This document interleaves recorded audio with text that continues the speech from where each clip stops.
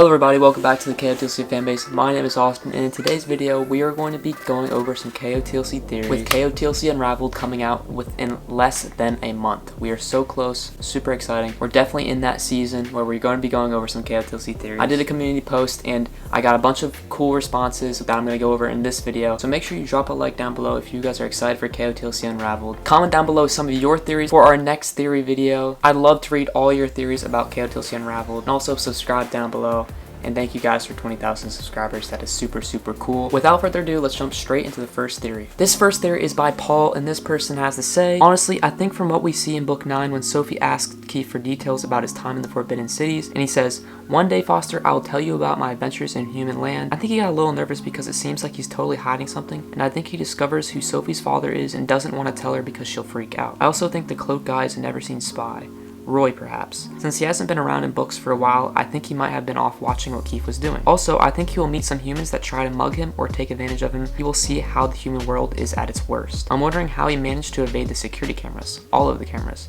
Like what? I think it would be great if he got a job somewhere too, but how would he do that without personal information like an ID? But it's not like he was suffering when Sophie, Dex, and Tam found him, so I don't think he was running from the police or anything. He also sold his mother's jewelry, so that had to give him quite a bit of money. I definitely think that there's a lot of his story that he's hiding from Sophie, just like you said. There's gonna be things that he just doesn't tell her because, I mean, I don't think it's gonna be that important, but there's definitely stuff that happened and that we'll definitely discover in the book. And also about the cloak person, that's definitely a good guess. I think it might be Neverseen. It probably is just because of the cloak. I've seen a lot of theories like Roy Alvar, so definitely agree with that. And about the cameras, I guess, I mean, who would really be looking at the cameras? I mean, if a human saw Keefe as a camera, they would just think it's a human, unless he did something crazy with his powers. But I don't think the cameras would matter. And also, I don't think he got a job. I don't think he's capable. He doesn't really have like an address, like a birth certificate. He doesn't have an ID. You know, he just doesn't have like any identification, no birth certificate, no work experience. He definitely does not have a job. I mean, I would actually be very surprised if he did. I just think he got a lot of money from his jewelry that he stole from his mom. All right, this next one is a good one, but a long one. This one's by Joyful Jessica, and this person says,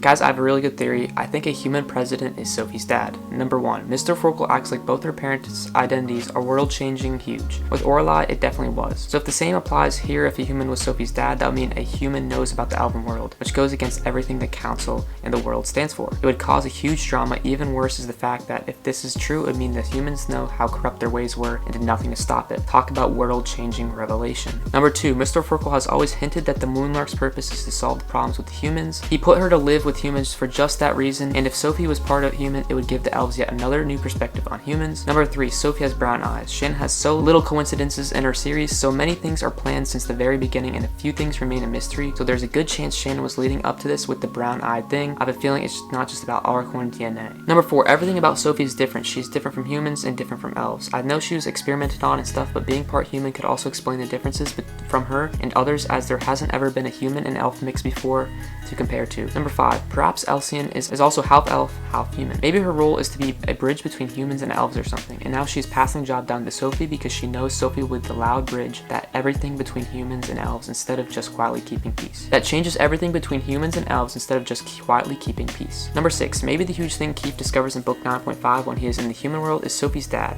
and so that's why Shannon made the book to be the big reveal. There's always been theories that Sophie's dad is a human, and definitely a good chance that if he was human, maybe Keefe was searching for her. Honestly, I have no idea. We know that he was traveling around. We know he was in like Seattle or something, or Washington, I think. The one thing I don't agree with is that even if Keefe did find who the biological father was, and if the person was human, that wouldn't necessarily mean that they would know about the elven world, because elves are just, it's the same as humans. Their ears just get pointy when they're like 1,000 years old. That's really it. You wouldn't be able to tell. So even if like the father was human, which maybe could happen, it wouldn't necessarily mean that the father knew, just because he could just be with some random girl he thinks is a human, but not actually an elf. Not all elves have access to these Forbidden Cities, but Orlai definitely would, so could happen. Thank you for your theory. Let's get on to the next one. Our next theory is by Evelyn, and this person says, Keefe found one of Gisela's weapons before he even left the Lost Cities. When Sophie found him in Stellarlune, he claimed he was able to afford a fancy hotel by selling Gisela's jewelry, which he raided from her room. However, in KotLC, characters often turn tools and weapons into jewelry or accessories in order to disguise them. Think the panic rings Dex made, or how Lady Gisela herself placed starstones in her hairpins. So it's reasonably likely that when Keefe grabbed Gisela's jewelry, he could have found a hidden weapon as well, or potentially a key to a Neverseen base. Maybe he even found a power crystal like the one Gisela used to kill Vespera. But I find that outcome less likely than the others because I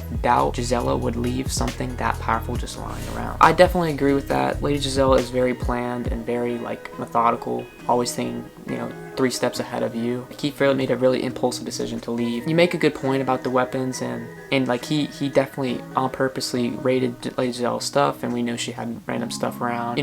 Maybe something lying around in there, we don't know what Lady Gisela's hiding, and we don't know what exactly went on when Keefe kind of was packing his things to go. We don't really know what he packed. We know that he took the jewelry, but that's probably not it. He probably took other things. So thank you for your theory. Let's get on to the next one. Our next theory is by 5-6 Glitter, and this person says, I think he'll be sad to return to the Elven world. I have a hard time seeing Keefe wanting to return from a place he's yet to explore back to somewhere where he has been seen everything. I know he was thrilled to see Sophie, but I bet he was glad to be away from his problems back at home. In Seattle, ?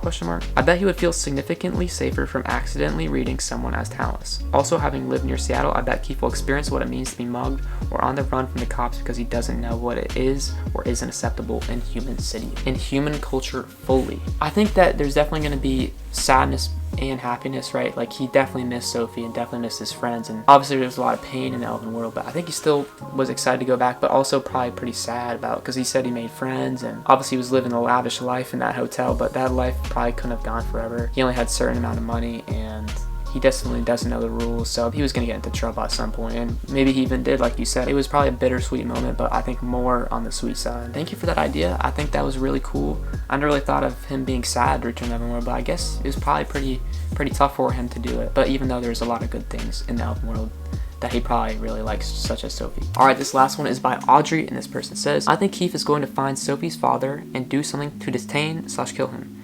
He obviously knows that Sophie doesn't want to know her father, but if he was to accidentally murder him, he wouldn't exactly be open about that and fear that Sophie wouldn't forgive him for never getting the opportunity to learn why her father had never paid attention to/told/cared about her. Also, less solid theory, but I think he'd attempt to befriend people in each city as he gets closer to each. So after a few days, he notices similarities to each of his friends. Someone's with beyond his confidence, Tam's moodiness, Dex's craftiness, or someone he can't help but want to get closer to, like Sophie. The worst though is when a friend of his reminds him of himself, joking to cover the pain, feeling the need to hide their own feelings for the benefit of others, or having tense familial relationships. That's when he feels the need to run again, worried that he'll settle down, wanting to be the person that Sophie had been for him, that he would never be able to forget before, who he was, his home, all the things he ran away from. Wow, good theory here. I guess we don't know how much he traveled. We know probably he was in, he was in London, Seattle, so that's at least 2 places, and he said he had friends. I don't know if he said he had friends from each location. I don't exactly remember what he said about that, but I guess we'll definitely see in the coming month. I don't exactly know about the Keefe killing